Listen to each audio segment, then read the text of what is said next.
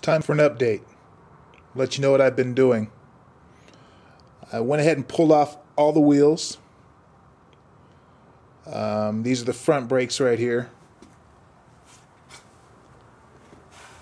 Haven't had a chance to look at the pads on the front brakes here yet, but that will be coming up pretty soon. I'll be pulling off the calipers and checking the pads and making sure the rotors have enough thickness to stop this car properly.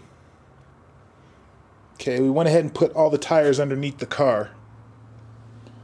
It was a good idea that I picked up from my neighbor, which is a older gentleman that's been around the block a few times, so that sounded like a good idea, because when I'm under the car I want to make sure that it's stable. So we went ahead and put the tires under the car.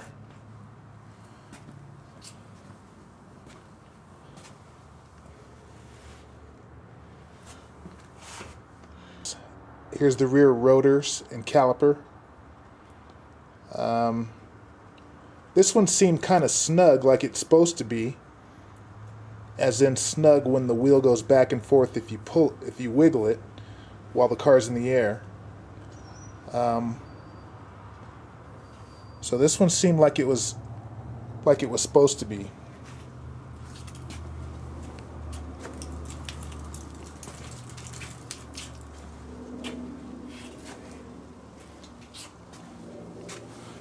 This one, on the other hand,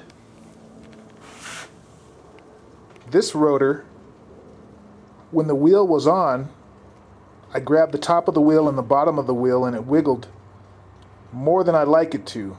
It's kind of giving me an indication of a bad wheel bearing,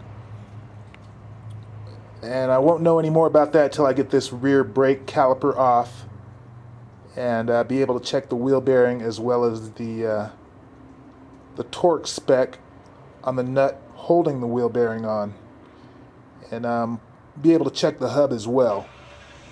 So that's where we're at on that. Can't tell unless you have the wheel off on what's going on with that. As you can see, the two tires are under the car on this side as well.